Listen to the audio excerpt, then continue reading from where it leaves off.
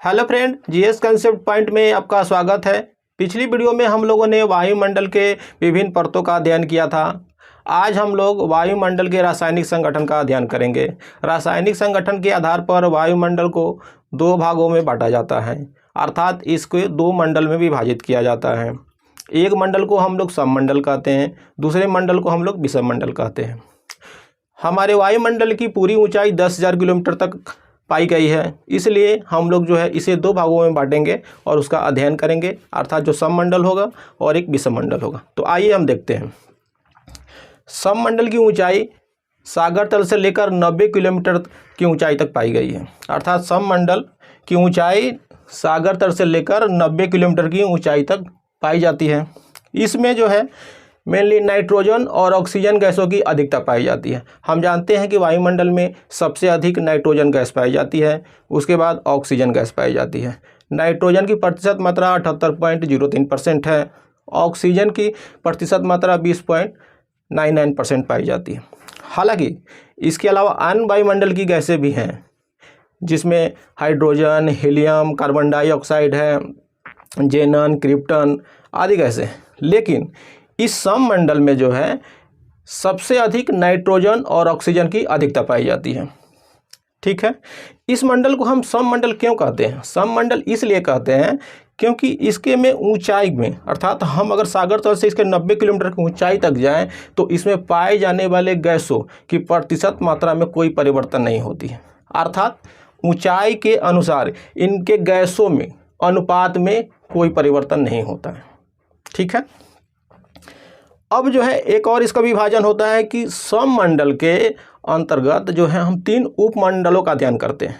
पूछा जाता है कभी कभी कि सममंडल के उपमंडल कौन कौन से हैं, तो याद रखेंगे कि सममंडल के अंतर्गत ताप के आधार पर इसे 3 उपमंडलों में विभाजित किया जाता है, अर्थात क्षोभमंडल, समतापमंडल और मध्यमंडल।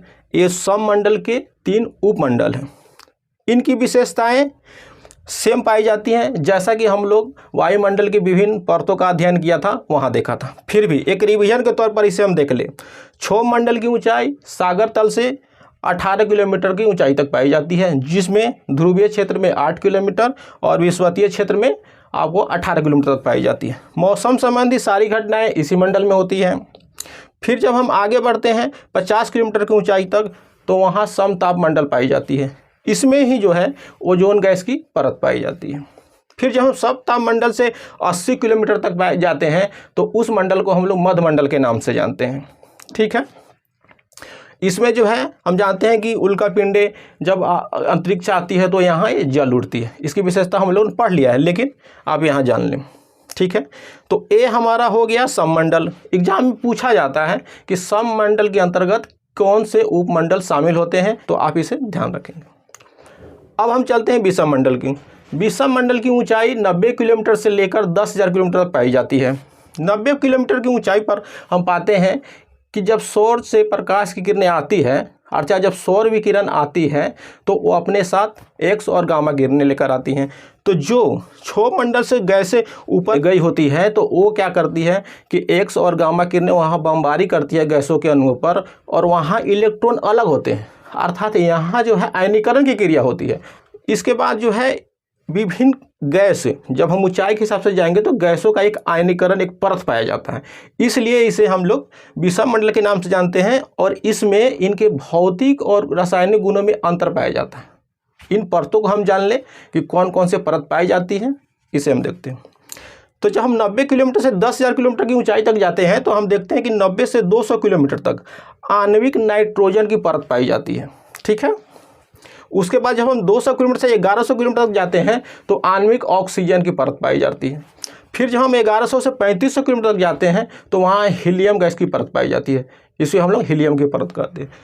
फिर जब हम 3500 किलोमीटर से आगे बढ़ते हैं तो वहाँ हाइड्रोजन की परत पाई जाती है, जिसकी ऊंचाई निश्चित नहीं है, लेकिन वायुमंडल को हम जानते हैं कि 10,000 किलोमीटर तक हम अध्ययन करते हैं, इसलिए हम इसे 10,000 किलोमीटर तक देखते हैं। इस प्रकार हम लोग वायुमंडल के रासायनिक संगठन का अध्ययन किया। अगले किसी वीडियो में हम लोग फिर एग्जाम ओरिएंटेड वीडियो के साथ मिलते हैं, तब तक के लिए धन्यवाद।